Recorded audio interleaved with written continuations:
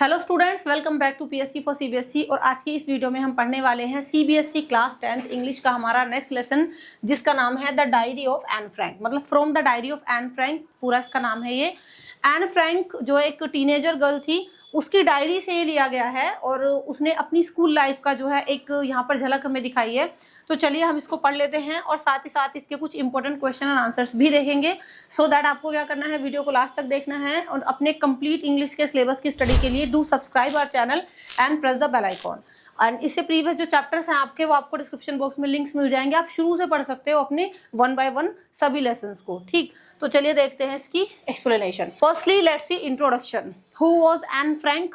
कौन थी वो, क्या थी वो हम देखेंगे। तो देखो, नाम है आपका from the diary of Anne Frank, तो बेसिकली वही इस लेसन की जो है मेन कैरेक्टर है।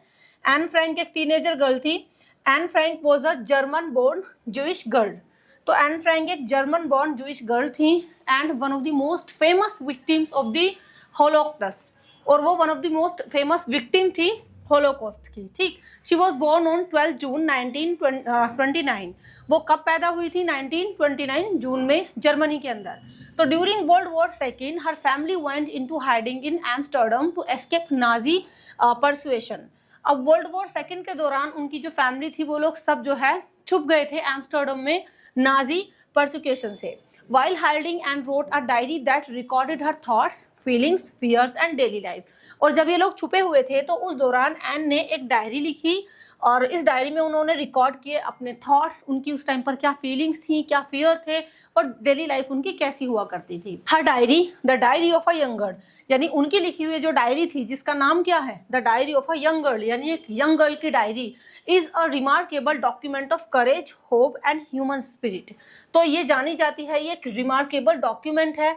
किस तरीके से उन्होंने साहस दिखाया, एक उम्मीद थी उनको और ह्यूमन स्पिरिट इसमें शो किया गया है।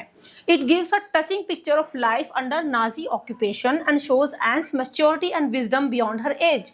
तो जब हम इस डायरी को पढ़ते हैं तो ये टचिंग पिक्चर हमें शो करती है कि उन लोगों की उस टाइम पर नाजी ऑक्यूपेशन के अंडर लाइफ कैसी बीत रही थी। और ये डायरी हमें दिखाती है कि एक टीनेजर गर्ल होने के बावजूद भी एन कितनी मैच्योर थी और कितना विजडम यानी समझदारी थी उनके अंदर, अपनी एज से भी ज्यादा। ठीक है, अपनी एज से भी ज्यादा वो मैच्योरिटी दिखाती है यहाँ पर और wisdom. After her death her father published the diary and it became one of the most widely read books in the world.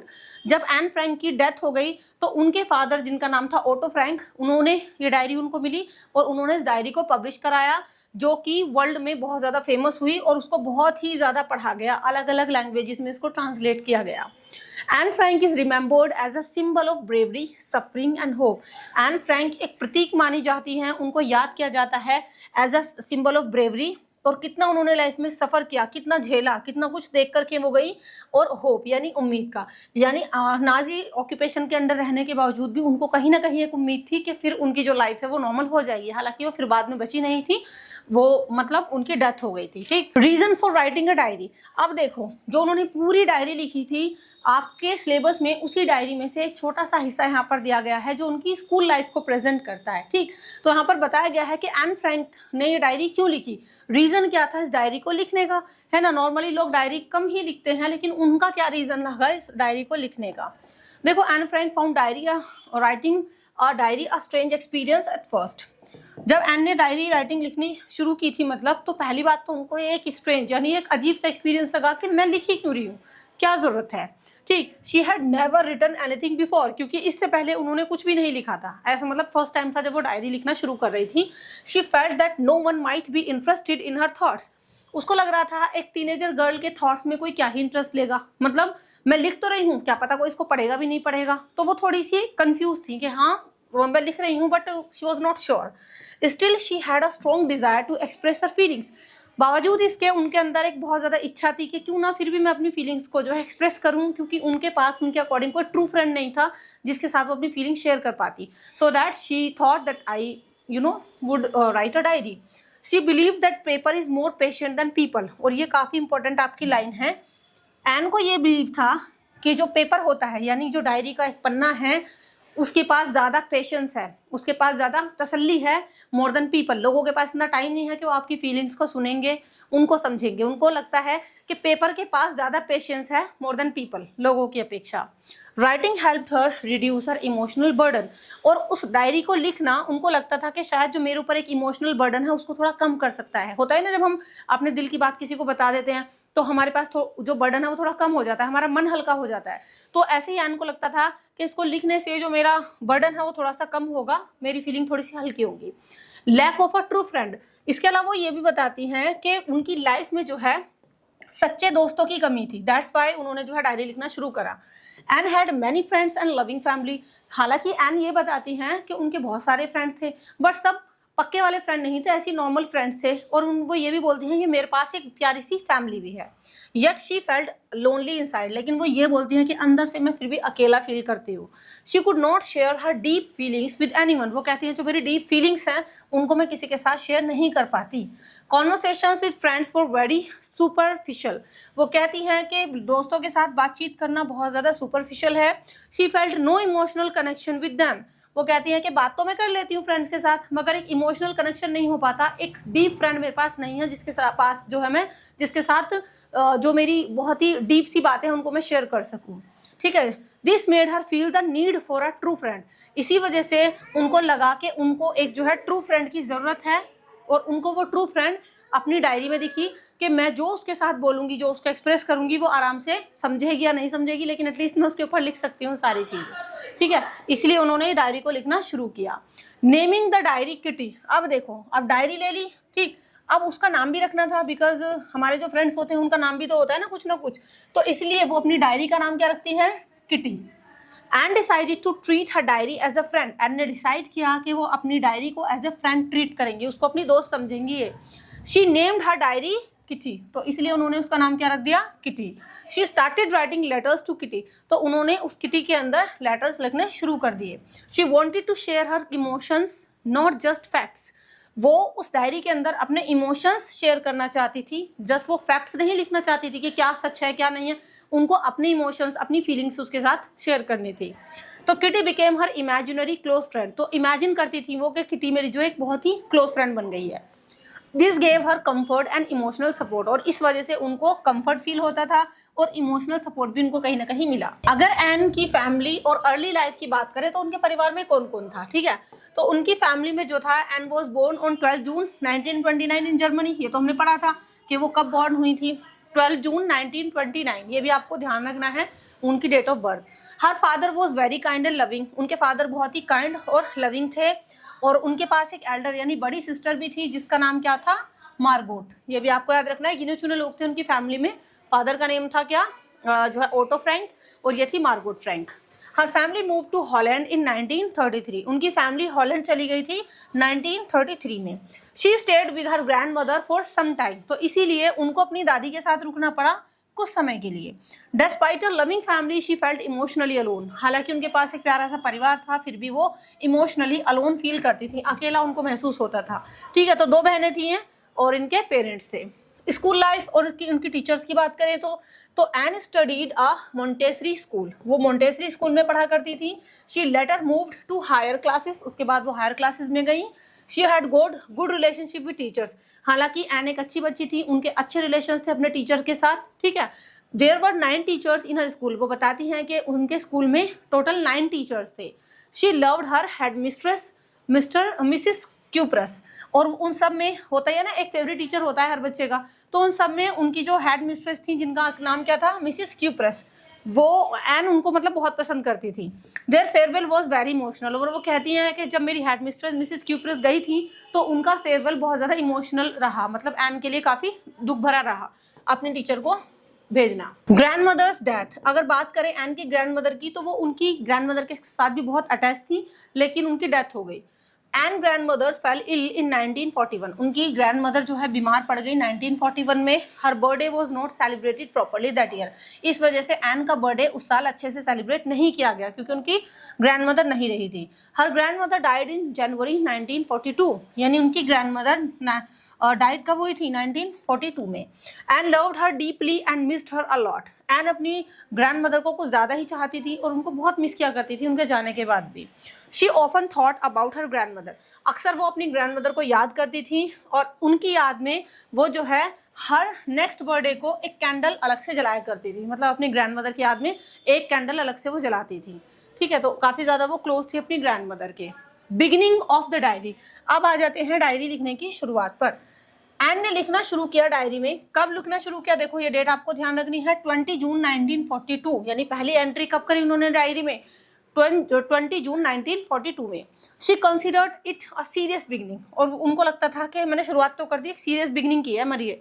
The diary became part of her daily life. अब ये diary लिखना उनकी daily life का एक part बन चुका था। जैसे लोग कुछ ना कुछ काम रोज करते हैं, ऐसे ही वो डेली डायरी लिखा करती थी। She shared her thoughts regularly, और रेगुलर बेसिस पर वो अब इस डायरी के अंदर अपने थॉट्स शेयर कर रही थी। दैट मीन्स वो लिख रही थी डेली कुछ ना कुछ। It became her trusted companion, और उनको लगता था कि डायरी अब मेरा बहुत ही भरोसेमंद साथी बन चुकी है। मतलब जो भी मैं इसमें लिखूंगी सब कुछ सेव रहेगा। It help her understand her self better, और वो कहती है कि डायरी लिखते लिखते मैं खुद को भी और बेहतर तरीके से समझ पा रही हूँ। मतलब अपने लिए अपनी अंडरस्टैंडिंग भी उनकी बेटर होती जा रही थी। क्लासरूम और एग्जाम्स की बात करें, the whole class was nervous about results. अब ये बात है तब की जब एन और उनके क्लासमेट्स का रिजल्ट डिक्लेयर होने वाला था। तो पूरी क्लास नर्वस थी कि भाई रिजल्ट कैसा होगा, कौन पास होगा, किसका क्या रहेगा, कौन नेक्स्ट ग्रेड में जाएगा। Students made bets about passing और फेलिंग। बच्चे सारे बैठकर शर्त लगा रहे थे कौन पास होगा कौन फेल होगा। होता है ना कि हो सकता है मैं पास हो जाऊं, हो सकता है तुम फेल हो जाओ। तो सारे क्लासमेट जो है बैठकर ऐसे ही शर्त लगा रहे थे। And her friend found it funny, और एंड और उनकी जो फ्रेंड थी वो हंस रही थी ये बातें सुन करके। देखो पीछे लोग बैठे हुए सारे शर्त लगा रहे हैं कौन जाएगा, मतलब कौन पास होगा कौन नहीं। Some students were very anxious, और कुछ बच्चे तो कुछ ज्यादा चिंता में लग रहे थे अपने रिजल्ट को लेके। Anne believed she would pass, Anne को तो बिलीव था कि भाई वो तो पास हो जाएगी। She was only worried about maths, बस उसको थोड़ा सा डाउट किस में था, मैथ्स में था। ऐसा ना हो मैथ्स में वो रह जाए, बाकी उसको लगता था कि हाँ वो पास हो जाएगी, इसलिए वो कोई बेट वगैरह नहीं लगा रही थी। ठीक है, अब देखो एन का टॉकेटिव नेचर उसको कैसे परेशान करता है। मतलब एन वैसे तो एक अच्छी बच्ची थी मगर बहुत ज्यादा बातूनी थी, जिसकी वजह से उसके टीचर उससे कभी कभी नाराज हो जाते थे। Anne talked a lot in class, तो एन लगातार बातें ही करती रहती थी, क्लास में बहुत ज्यादा बोलती थी। उसके जो टीचर थे, कौन से, मैथ्स टीचर जिनका नाम है मिस्टर कीजिंग, वो उससे नाराज रहते थे, है ना। वैसे वो सभी टीचर्स की फेवरेट थी, बट जो उसके टीचर थे मैथ वाले वो उससे काफी नाराज रहते थे, और उनका नाम था Mr Keesing. He warned her several times, कई बार उन्होंने वार्निंग दी थी एन को।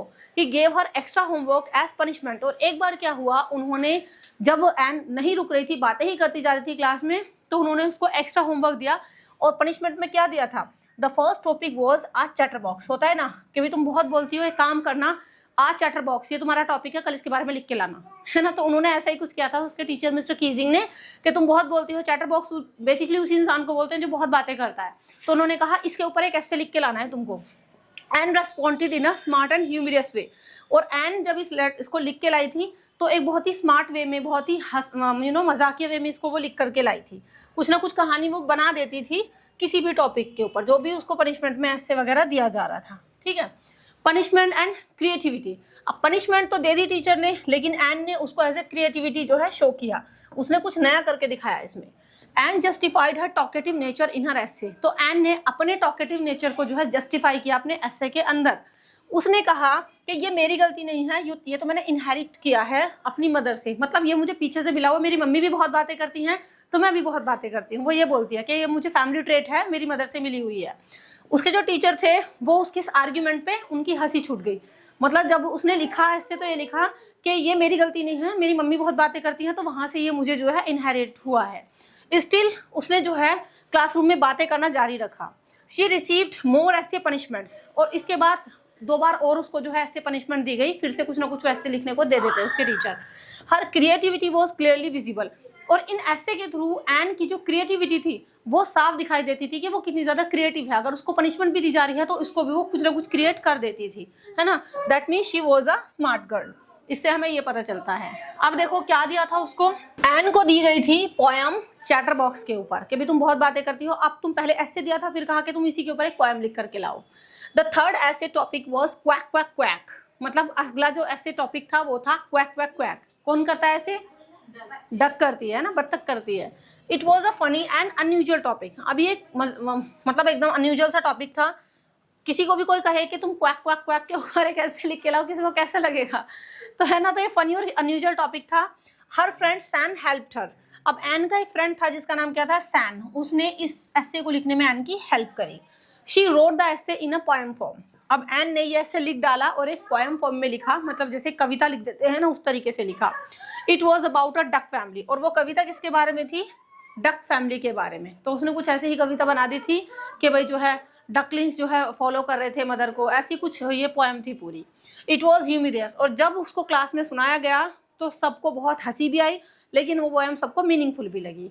तो कुछ ना कुछ एन जो है वो क्रिएट करती ही रहती थी। टीचर का रिएक्शन क्या था, हालांकि उसके टीचर मिस्टर कीजिंग हमेशा उससे नाराज रहते थे। उसका एक्स्ट्रा होमवर्क के तौर पर वो जो पनिशमेंट दे रहे थे, कभी ऐसे लिखने के लिए, कभी पोएम्स लिखने के लिए। अब मिस्टर कीजिंग जो है उसकी पोएम को काफी इंजॉय कर रहे थे। ही अंडरस्टूड द जोक, क्योंकि उनको ये जोक समझ में आ गया था जो उस पोएम के थ्रू उसने लिखा था। ही अप्रिशिएटेड एंड्स क्रिएटिविटी। और अंत में वो एन को डांटने के बावजूद भी उसकी क्रिएटिविटी को लेकर उसको अप्रिशिएट करने लगे, है ना, तारीफ करने लगे। He stopped punishing her afterward. और उसके बाद उन्होंने एन को बातें करने के लिए पनिशमेंट देना बंद कर दिया।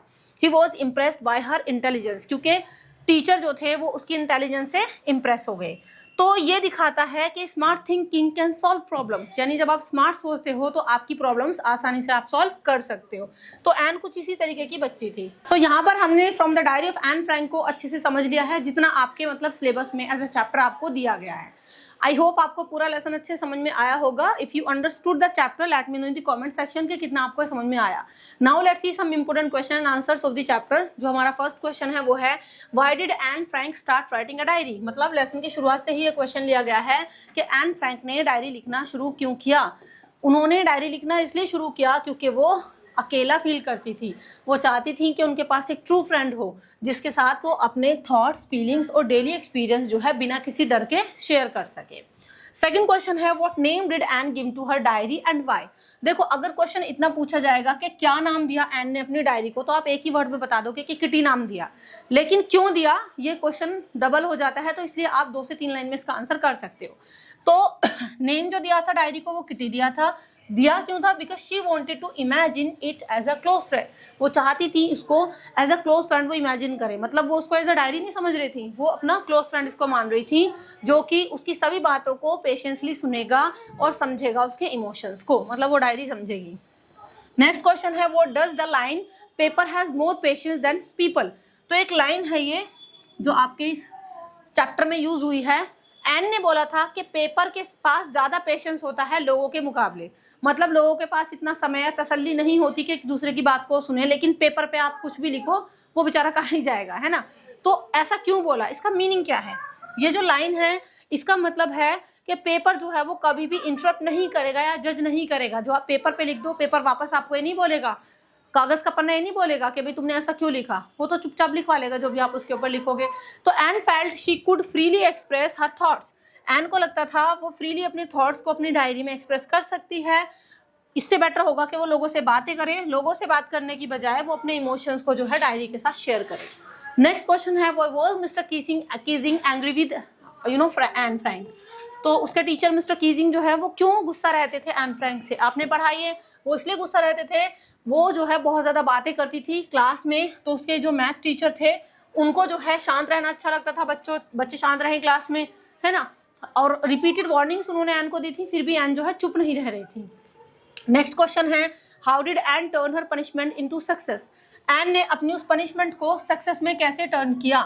तो देखो एन ने ह्यूमरस एसेज लिखे। जब उसको 2-3 बार ऐसे दिए गए लिखने के लिए, 3 बार दिए गए, तो उनको एक मजाकिया वे में उसने लिखा और अपनी पोएम्स को पनिशमेंट जो मिल रही थी मतलब उसको, तो उनकी क्रिएटिविटी जो है वो मिस्टर कीजिंग को इम्प्रेस कर लिया और आगे से उन्होंने जो है बात करने के ऊपर एन को पनिशमेंट देना छोड़ दिया। तो ऐसे उन्होंने क्रिएटिविटी एंड स्मार्टनेस दिखाई। So with this the chapter ends. I hope आपको समझ में आया होगा. If you want to take the PDF of this lesson, so you can also join my Telegram channel. Link in description box. बाकी सभी chapters के link भी आपको डिस्क्रिप्शन बॉक्स में मिल जाएंगे. और वीडियो को ज़्यादा से ज़्यादा शेयर करें दूसरे बच्चों के साथ, ताकि उनके चैप्टर के कॉन्सेप्ट भी आसानी से क्लियर हो सकें.